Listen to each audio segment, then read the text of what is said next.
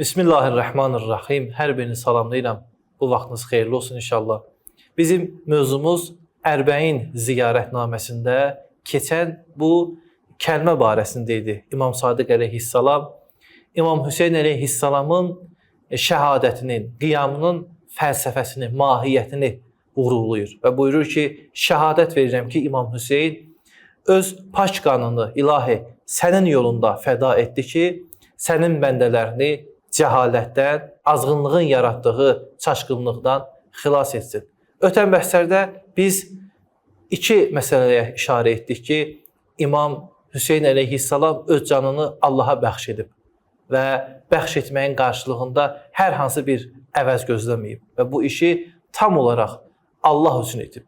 Və buradan məlum olur ki, İmam Hüseyn əleyhissalam nə mülk arxasınca idi, nə dünya arxasınca idi, nə hakimiyyət arxasınca. Bəlkə o bu işi yalnız və yalnız ilahi rizayətə görə, Allahın razılığına görə başlatmışdı. Bəs yaxşı, İmam Hüseyn əleyhissalam nəyə görə öz qanını Allaha bəxş etmişdi? Allah yolunda bu addım atmışdı. İmam Sadiq əleyhissalam bunun səbəbini belə açıqlayır. Liyəstənqizə ibədəkə. İlahi, o öz paç qanını sənin yolunda buna görə fəda etmişdi ki, sənin bəndələrini xilas etsin, nicat versin.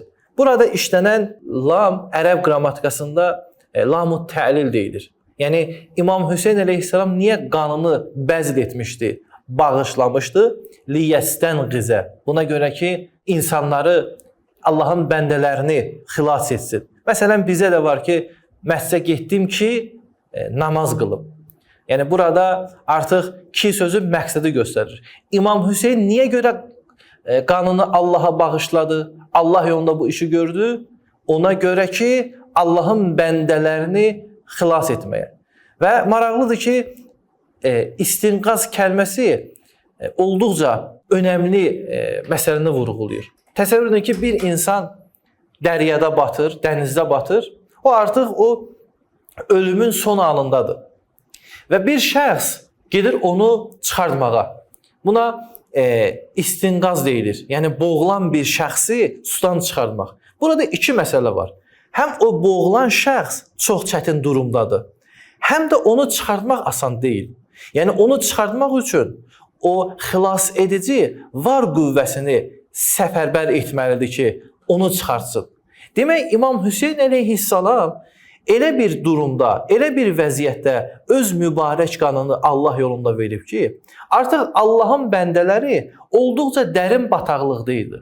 Və bu bataqlıqdan sadə formada moizə etməklə, hər hansı bir çıxış etməklə onları çıxarda bilməzdi. Gərək İmam Hüseyn əleyhissalam öz mübarək qanı ilə, o öz mübarək rəşadət və şəhadəti ilə onları bu bataqlıqdan çıxartmalıydı. Və çox maraqlıdır ki, burada İmam Sadiq əleyhissalam buyurur ki, liyəstənqizə ibədəkə, ilahi, sənin bəndələrini.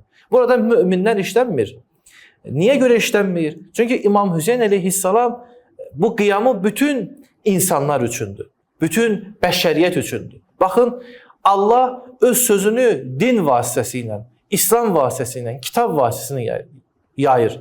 Əgər bu kitab, əgər bu din təhriflə üzdədirsə, artıq digər insanlar da o ilahi rəhmətə tərəf, ilahi itaətə tərəf gedə bilməyəcək. İmam Hüseyn əleyhissalam bu dini xilas etməklə bütün bəşəriyyəti xilas etmiş oldu. Bəs yaxşı, sual yarana bilər ki, insanların o durumda düşdüyü zəlalət və cəhalət nə idi ki, İmam Hüseyn əleyhissalam öz mübarək qanı ilə insanları bu qaranlıqdan, zülmətdən xilas etdi. Bu barədə inşallah növbəti çıxışda sizlə müzakirə edəcəyik. Əssalamu aleykum və rəhmətullah.